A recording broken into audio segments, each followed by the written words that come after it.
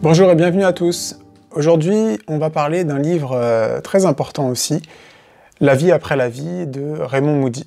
Donc c'est un livre, c'est un classique, un best-seller qui a été vendu à plusieurs millions d'exemplaires et qui a vraiment créé une révolution dans notre époque. Enfin, ça date quand même de 1975, mais on voit encore les effets aujourd'hui avec ce phénomène des EMI, on dit ça en français, les expériences de mort imminente, NDE en anglais, qui au départ, donc avant 1975, étaient vraiment pas du tout reconnus dans la population.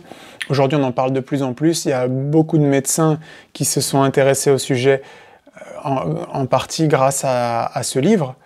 Donc c'était un livre que j'avais envie de partager pour faire encore une fois une petite synthèse de ce livre-là et puis avoir une discussion autour de ce sujet parce qu'il y a beaucoup de choses à dire. Donc on va commencer tout de suite par un peu décrire le livre. Donc dans le livre, en fait, il y a une préface qui explique que avant 1975 et même en fait avant 1965, bon on parle des États-Unis, je sais pas exactement comment c'était en France, mais j'imagine que dans les pays occidentaux, c'était un petit peu la même mentalité vis-à-vis de la mort. C'est-à-dire qu'en fait, la mort, c'était assez tabou, on n'en parlait pas, on en avait peur. Et il y a une première personne qui a fait un travail sur la mort, qui était Madame Elisabeth Kubler-Ross, qui a, elle, fait un premier travail sur la mort, et c'est elle qui a établi ce modèle des différentes étapes qu'on traverse, des étapes émotionnelles qu'on traverse face à la mort, c'est-à-dire le déni, ensuite l'isolation, la colère, la négociation, la dépression et l'acceptation. Donc 10 ans plus tôt, 10 ans avant l'apparition de ce livre de Raymond Moody, il y avait déjà eu un petit travail qui avait été fait sur la population à travers ces notions-là. La mort était interprétée un peu différemment parce qu'avant, on considérait les gens qui étaient morts, on ne considérait pas du tout leurs états émotionnels, on les considérait comme des machines qu'il fallait réanimer, et c'est tout, on les écoutait pas. Et c'est cette personne-là qui a pris le temps de le faire. Bon, elle était certainement pas la seule, mais disons que son travail, il a été reconnu et ça a été un précédent. Et ensuite, donc Raymond Moody, qui en 1975 était psychiatre, lui a commencé à s'intéresser au phénomène des expériences de mort imminente. Et en fait, ce qu'il a fait, c'est qu'il a interviewé une centaine de personnes qui avaient eu des expériences de mort imminente, et il a pris le temps de les écouter, en fait, et il a répertorié leurs témoignages. Et il a fait une espèce de carte de l'expérience de mort imminente en répertoriant toutes les étapes qui se produisent. Alors, ce qu'il dit dans son livre, qui est en fait, il décrit toutes ces étapes-là, donc je vais vous les décrire, et il donne des témoignages à chaque fois par rapport à chaque étape. Et ce qu'il dit, c'est que tout le monde ne vit pas toutes les étapes de l'expérience de mort imminente. Donc en fait, ça commence par... la première chose qu'il dit, c'est la nature ineffable de l'expérience. C'est-à-dire que quand on vit une expérience de mort imminente, c'est très difficile de le raconter avec les mots. Parce qu'on passe dans une autre dimension qui a des dimensions qui nous dépassent. Et il y a des choses qu'on ne peut pas décrire. C'est comme si on demandait à un personnage de 2 dimensions d'expliquer la 3e dimension, le volume. Ça n'a pas de sens. Donc il n'y a pas de mots dans la deuxième dimension pour décrire la 3e. Et bien c'est un peu la même chose. Dans notre 3e dimension, tout notre vocabulaire, tout notre langage, il est basé sur une expérience de 3e dimension. Et dans la 4e dimension, ou même celle d'au-dessus, on ne sait pas si c'est la 4e ou la 5e, les gens, là où ils vont, on ne sait pas exactement, mais disons que c'est au minimum la 4e dimension, c'est-à-dire une dimension spirituelle, la dimension au-dessus, dans laquelle le temps n'existe pas. De décrire ça avec des mots, c'est très difficile. C'est ce que disent la plupart des gens. Ensuite, l'étape d'entendre le fait qu'on est mort, l'annonce de sa propre mort, que ce soit les médecins ou la famille. Donc là, ça ensuite passe par une étape qui est un sentiment de calme et de paix. Donc au moment où la mort physique est déclarée, alors là encore on peut pinailler, il y a des gens qui aiment beaucoup pinailler d'ailleurs à ce sujet, en disant oui mais il n'est pas tout à fait mort parce que s'il était mort il n'était pas revenu, etc. Donc alors effectivement dans les témoignages du docteur Raymond Moody, il y a différents cas. Il y en a qui sont des morts cliniques, il y en a qui sont dans le coma, il y en a qui... Donc personnellement je ne suis pas médecin, mais par exemple il y a des cas où donc il y a des personnes qui sont plongé dans un sommeil artificiel. Il y a une expérience très connue d'une personne, une femme qui avait un anévrisme au milieu du cerveau, et qui était donc très risqué d'opérer. Et donc ce qu'ils ont fait, c'est qu'ils ont complètement vidé son corps de son sang passé dans une machine, on lui a mis du scotch sur les yeux, des tampons dans les oreilles, et ensuite elle a eu une expérience de mort imminente, et elle se voyait en dehors, et elle a décrit la scène au chirurgien. Et alors après, qu'on nous dise oui, mais elle n'était pas morte, c'est le cerveau qui a inventé, mais cette personne-là, qui n'était pas dans son corps, était capable de voir les choses, c'est un petit peu de la mauvaise foi de ceux qui veulent vraiment pas voir, et comme on dit, il n'y a pas plus aveugle que ceux qui ne veulent pas voir. Donc, au-delà de ces détails sur la nature de la mort ou pas clinique de la personne, voilà, c'est des gens qui sont proches de la mort et qui vivent ces expériences-là. Donc, passé le moment où le corps physique est déclaré mort, il y a une espèce de paix et de calme qui les envahit. Ensuite, beaucoup décrivent un gros bruit et ils voient une espèce de tunnel. Et ensuite, ils sont sortis de leur corps. Et à ce moment-là, généralement, ils décrivent qu'ils sont au-dessus de la salle d'opération ou au-dessus de la scène de l'accident, si ça se passe à l'extérieur. Et puis, ils voient, en fait, à une vision 360 degrés, tout ce qui se passe aux alentours d'eux. Et puis, ensuite, il y a une rencontre avec d'autres êtres. Donc là, ça peut être des personnes de leur famille ou des amis qui sont morts précédemment, ou ça peut être des êtres qu'ils ne connaissent pas. Et puis ensuite, il y a la rencontre avec un être de lumière qu'ils décrivent. Alors, selon les personnes, il y en a qui appellent ça Dieu, il y en a qui disent que c'est Jésus, il y en a qui disent que c'est un être de lumière. On reviendra sur ce point-là. Mais ensuite, ce qui est intéressant, c'est l'étape après qui est en fait la revue de la vie.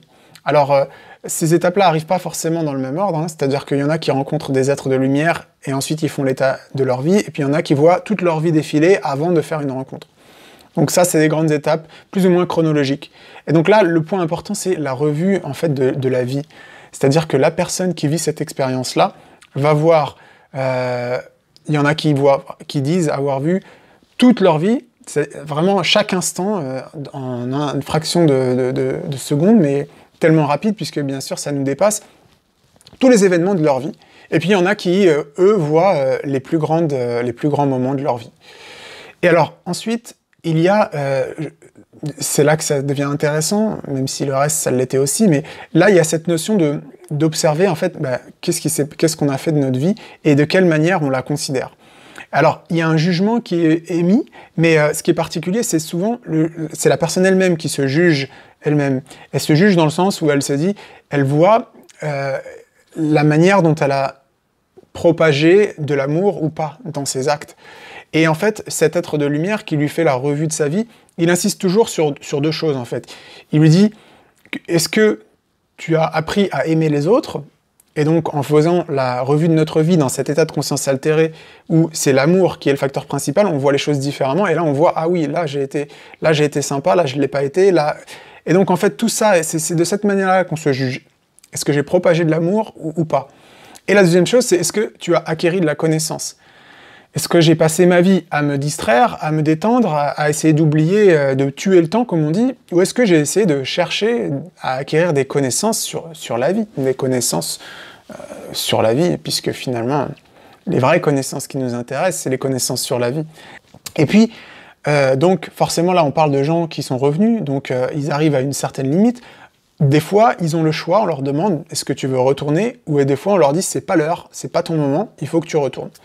Alors beaucoup de gens voudraient rester, parce que c'est tellement merveilleux, ils sont entourés d'un amour exceptionnel, et puis il y en a qui veulent revenir parce qu'ils ont derrière eux des enfants en bas âge, des responsabilités, et même si pour eux ça aurait été vraiment génial de rester dans cet état-là, ils préfèrent retourner pour aider leurs enfants, ou leur mari, ou leur femme, ou leur famille, peu importe leur responsabilité en fait.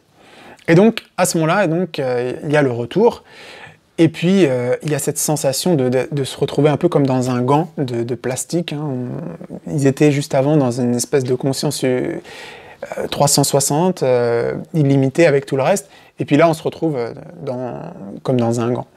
Et puis, ensuite, il y a les effets que ça a sur la vie, puisqu'une personne qui vit une expérience de mort imminente est complètement transformée sur plein d'aspects, notamment sur la peur de la mort, qui, pour elle, a complètement disparu. Les questions sur l'existence d'une vie après la vie, et de Dieu, au sens large du terme, au-delà du dogme, puisque le Dieu, ici, c'est pas le vieillard sur son trône, c'est le Dieu de l'amour.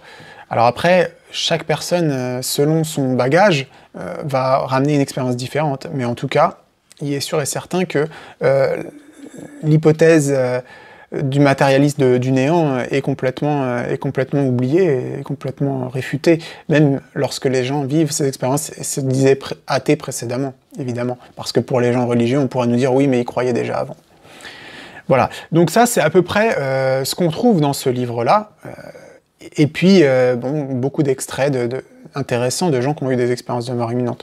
Aujourd'hui, sur Internet, maintenant, on trouve beaucoup de témoignages d'expériences de mort imminente, et je vous invite vraiment à aller vous renseigner sur ce sujet si ce n'est pas déjà le cas, parce qu'il y a vraiment des témoignages exceptionnels et qui ajoutent beaucoup d'autres choses qui ne sont pas dites dans ce livre-là, sur des thèmes assez larges. Et puis c'est toujours quelque chose de très uplifting, comme on dit, de très qui nous tire vers le haut d'entendre ce genre d'expérience. Ça nous rappelle quelque chose, puisque on vient tous de cette autre dimension, on s'est incarné, on y retournera, et donc au fond de nous, quand on entend ces témoignages-là, ça nous réconforte, parce que au fond de nous, on le sait, mais on l'a oublié parce que ça fait partie de l'expérience matérielle de s'incarner. On oublie d'où on vient, et le but, c'est de s'en rappeler et de vivre les enseignements qu'on a acquis dans ces différentes expériences de vie et entre ces deux passages. Alors ensuite, il parle à la fin du livre donc, de différentes... le thème des expériences de mort imminente, qui n'est pas en fait unique à cette époque-là, et il donne deux exemples. Donc, d'abord Platon, qui parle dans la République, à la fin du livre de Platon, de la République de Platon.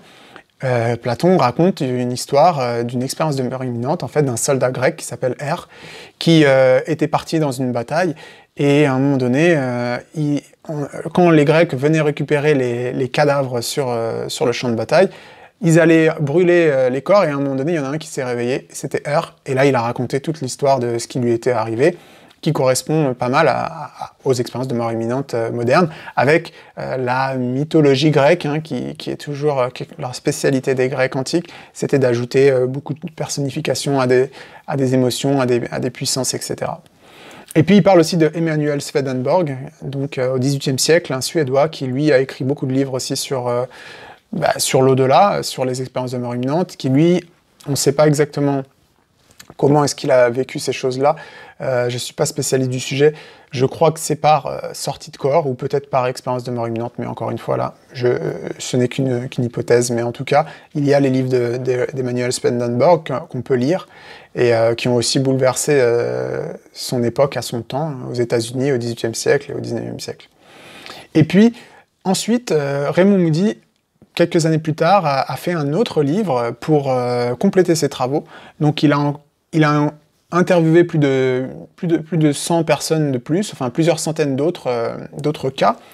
Et là, il rajoute pas grand-chose de plus, si ce n'est 2 points. Donc la vision de ville lumineuse, hein, de cité astrale, et puis le thème du suicide, qui n'était pas abordé dans le premier livre. Et là, il explique le suicide de ce point de vue-là, comme quoi c'est toujours une faute, et qu'il y a toujours beaucoup de sentiments de culpabilité par rapport à là. Mais je ferai une vidéo sur le suicide plus tard, après qu'on aura parlé sur cette chaîne de spiritisme, puisque les vidéos qui vont venir seront sur le thème du spiritisme, et il y a beaucoup de choses à dire par rapport à là. Alors pour conclure sur cette vidéo, sur cette présentation de ce livre, ce petit livre qui est très intéressant. Vous pouvez le trouver, encore une fois, en PDF, gratuitement, en français, en anglais. Et puis, franchement, si vous n'avez pas envie de passer votre temps à le lire, allez sur Internet, regardez des expériences de mort imminente, et franchement, c'est aussi enrichissant que ça. Mais bien sûr, ce ne sera pas aussi détaillé. Alors voilà, j'espère que ça vous a intéressé, et puis je vous dis à la prochaine, comme d'habitude. Bye bye.